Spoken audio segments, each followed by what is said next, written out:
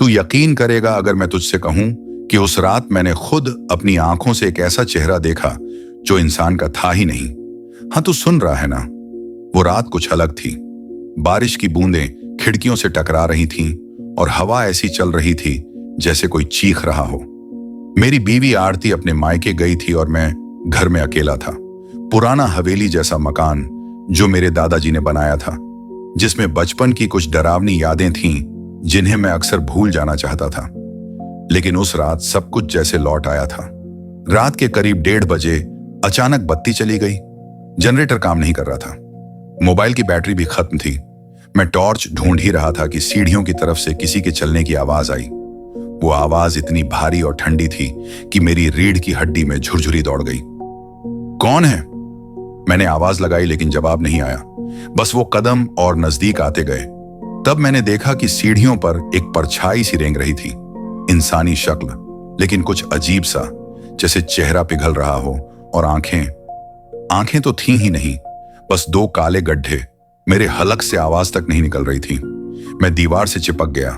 तब उसने कुछ कहा, मैं लौट आया हूं। उसकी आवाज जैसे कई आत्माओं की एक साथ गूंजती हुई सी थी।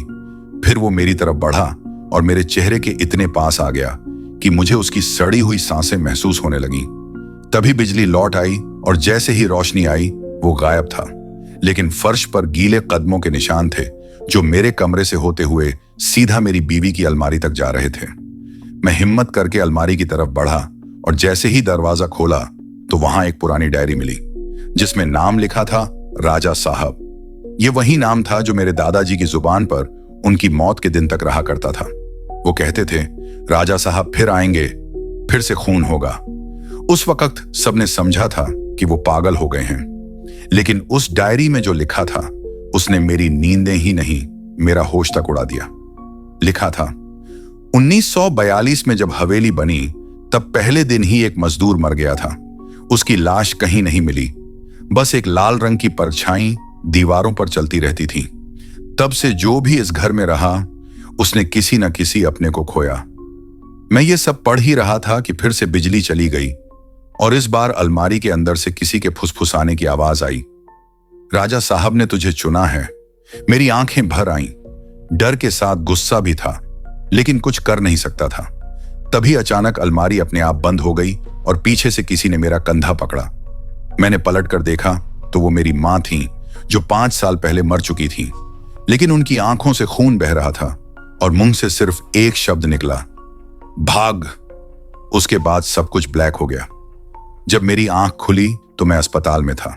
डॉक्टर कह रहे थे कि मुझे बिजली का करंट लगा है। लेकिन मैं जानता हूं उस रात कोई और ही ताकत मुझे छू कर गई थी। मेरी बीवी भी लौट आई थी, लेकिन अब उसकी आंखें कुछ कहती थीं। वो जो पहले आरती थी अब उसमें कुछ और भी था, जो हर रात मुझे देखती थी बिना पलक झपकाए, जैसे मुझे पहचानने की कोशिश कर रही हो या फिर याद कर रही हो कि पिछली बार मैंने उसे कब मारा था। हाँ, ये बात अब खुलकर कह रहा हूं। आरती की हत्या मैंने नहीं की थी, लेकिन वो हुई थी इसी हवेली में और किसी को कुछ पता नहीं चला। और अब वही आरती हर रात मेरे बगल में लेटती है। उसके बाल गीले रहते हैं, बदन से मिट्टी की सड़ी हुई गंध आती है और वो हर रात मुझसे एक ही सवाल करती है, तू क्यों नहीं मरा?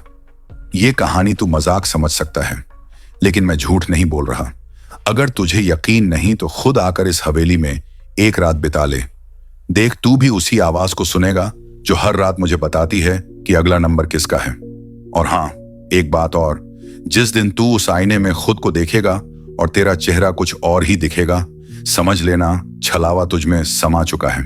क्योंकि ये कोई भूत नहीं, ये इंसान की सबसे बड़ी कमजोरी, पछतावे और अपराध की परछाई है जो तब तक साथ रहती है जब तक इंसान खुद को माफ नहीं कर देता या फिर मर नहीं जाता।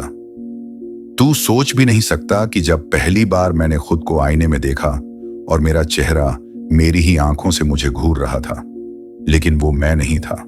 उस चेहरे में कुछ और था, कुछ ऐसा जो मेरे अंदर से झांक रहा था, जैसे मेरी आत्मा को चीर कर बैठा हो कोई और तभी समझ आया कि छलावा कोई परछाई नहीं, बल्कि वो गुनाह है जो इंसान से लिपट जाता है जब वो सच्चाई से भागता है। मैं दिन ब दिन बदलने लगा। मेरी आदतें, मेरी आवाज, यहां तक कि मेरी सांसें तक अजनबी लगने लगी। आरती, जो अब इंसान नहीं थी, हर सुबह मुझे ऐसे देखती थी जैसे मैंने उसे धोखा नहीं दिया होता, जैसे वो सब माफ कर चुकी हो। लेकिन रात को जब वो मेरे सीने पर सिर रखती, उसकी सांसें ठंडी और गीली लगती, जैसे कोई कुएं से भीगी हुई लाश निकली हो। और फिर वो धीमे से गुनगुनाती, तेरे पापों की सजा आई है। मैं ये सब झेलते हुए जी रहा था, लेकिन एक दिन मेरे बचपन का दोस्त अंशुमान मिलने आया। उसे क्या पता था कि मैं अब पहले जैसा नहीं रहा। वो हवेली में घुसा और बोला, ये जगह अब भी वैसी ही सड़ांत भरी है यार, क्यों नहीं बेच देता। लेकिन मैं क्या बताता कि अब ये हवेली मुझ में बस चुकी है। और जब मैंने उसे हंसते हुए गले लगाया तो उसकी पीठ पर एक काला निशान देखा, ठीक वैसा ही जैसा आरती की गर्दन पर था जब वो मरी थी। और अब ये सब एक जुड़ाव जैसा लगने लगा था, जैसे छलावा धीरे धीरे हर उस इंसान को छू रहा हो जिसने मुझे किसी भी तरह झूठा कहा था या मेरी सच्चाई को ठुकराया था। रात को अंशुमान की चीखें गूंजने लगी, मुझे छोड़ दो, मैं तो तेरा दोस्त था। लेकिन अब मैं सिर्फ सुन रहा था, जैसे कोई और अंदर बैठा हो जो तय कर चुका था कि कौन बचेगा और कौन नहीं। और जब अगली सुबह उसका शरीर पेड़ से, और अब जब मैं तेरे भीतर सांस ले रहा हूं, तुझे लगता है कि यह डर तेरा है, लेकिन सच तो यह है कि अब जो चेहरा तेरे पास है वो सिर्फ बाहरी खोल है। अंदर का इंसान अब वो नहीं जो पहले था। मुझे पता है तू आईने से डरने लगा है, तू अकेले कमरे में नहीं बैठ सकता। रात को तेरे सपनों में कोई आता है जो तुझसे वही सवाल करता है, तेरा गुनाह क्या है। और तू हर बार पसीने में भीगा हुआ उठता है, लेकिन जवाब नहीं ढूंढ पाता, क्योंकि छलावा सिर्फ उन्हें पकड़ता है जिन्होंने कुछ छुपाया हो, कुछ ऐसा जो सबके सामने नहीं कहा गया हो। अब सोच, क्या तुझसे कोई गलती हुई थी जो तूने कभी किसी को नहीं बताई? कोई धोखा, कोई झूठ, कोई छिपा हुआ सच जो अब भी तेरी आत्मा को कुतर रहा है? क्योंकि छलावा साया नहीं होता, वो सवाल होता है जो तूने कभी खुद से नहीं पूछा। और एक बार अगर वो सवाल तुझसे लिपट जाए तो फिर तू खुद को भूलने लगता है। जैसे अब तूने नोटिस किया कि तेरा नाम क्या था, किस शहर से आया था, कौन इंतजार कर रहा था तेरा। नहीं ना, अब सिर्फ ये हवेली है, तेरे इर्द गिर्द घूमती वो सिसकियां हैं जिनमें आरती की झलक अब भी दिखती है। गौरी की राख अब भी हवेली के दरवाजे पर पड़ी है और दीवारों से खून रिसता है जब कोई नया मेहमान आता है। क्योंकि ये घर अब सिर्फ ईंटों का ढांचा नहीं, ये वो शरीर है जिसमें हम सब समा चुके हैं। आरती, अंशुमान, राजा साहब, और अब तू। हाँ, तू, एक और गवाह, एक और पापी, एक और आत्मा जिसने सोच लिया था कि कहानी सिर्फ सुनी जाती है, निभाई नहीं जाती। लेकिन छलावा को कहानियों से प्यार नहीं, उसे इंसान चाहिए जो डर से कांपे, जो पछताए, जो रोए और खुद को माफ न कर पाए। और जब वो सब होता है तभी हम चुपचाप तुझ में उतरते हैं, जैसे मैंने उस रात तुझ में उतरने से पहले तेरी आंखों में वो पुराना डर देख लिया था। शायद तेरा अपना गुनाह, शायद कोई लड़की जिसे तूने धोखा दिया, शायद कोई सच्चाई जो तूने दफन कर दी। पर तू भाग नहीं सकता, क्योंकि अब जब तू इस हवेली से बाहर निकलेगा लोग तुझे पहचानेंगे, लेकिन तेरा चेहरा वैसा नहीं रहेगा। तेरी चाल में कोई और होगा, तेरे बोलने के ढंग में एक अजीब सी गूंज होगी, जैसे कोई और साथ में बोल रहा हो। और सबसे अजीब बात, आईना तुझसे डरने लगेगा और तेरी परछाई कभी साथ नहीं चलेगी। वो तुझसे आगे चलेगी, तुझे घसीट कर अपने अंधेरे में ले जाएगी और तू सिर्फ देखेगा पर रोक नहीं पाएगा। और जब किसी रात तू खुद अपने होंठों से ये कहेगा, मैं हूं लेकिन मैं नहीं हूं, तब समझ लेना छलावा पूरी तरह से तुझ में समा गया है। और तब तू वही करेगा जो मैंने किया। तू किसी नए को बुलाएगा, उसे हवेली की दहलीज तक लाएगा, उसे कहानी सुनाएगा, और जैसे जैसे वो कहानी में खोएगा वैसे वैसे तू आजाद होगा और वो एक नया शरीर बन जाएगा हमारे लिए। क्योंकि छलावा कभी मरता नहीं, वो बस एक से दूसरे में उतरता है।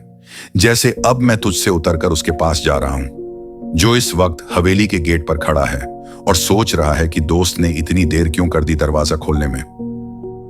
तो तू जान ले कि अब जो दरवाजा खुलेगा वो सिर्फ लकड़ी का बना हुआ नहीं होगा, वो एक रास्ता होगा, एक और रूह को छलावे में बदलने का। और जैसे ही तूने दरवाजा खोला और अपने पुराने दोस्त साहिल को सामने देखा, जो आंखों में मासूमियत लिए मुस्कुरा रहा था और बोला, यार तूने तो डर ही दिया, अंदर बुलाएगा भी या यहीं खड़ा रहूं?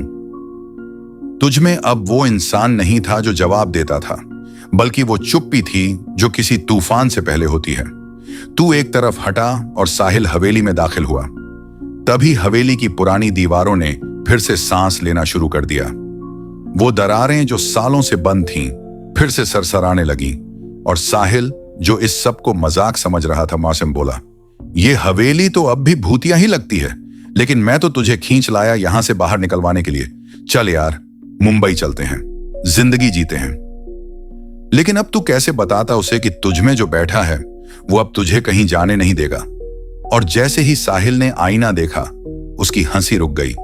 उसने पूछा, ये क्या है? इसमें मैं तो हूं ही नहीं, ये कौन है? जरेनिया। और तूने बस मुस्कुराकर कहा, तू अब खुद को देख नहीं सकता क्योंकि तू अब सिर्फ एक मेहमान है। और तभी हवेली की छत से टपकते पानी ने उसका कंधा छुआ। उसने जैसे ही सिर घुमाया, दीवार पर वहीं परछाई घूमने लगी।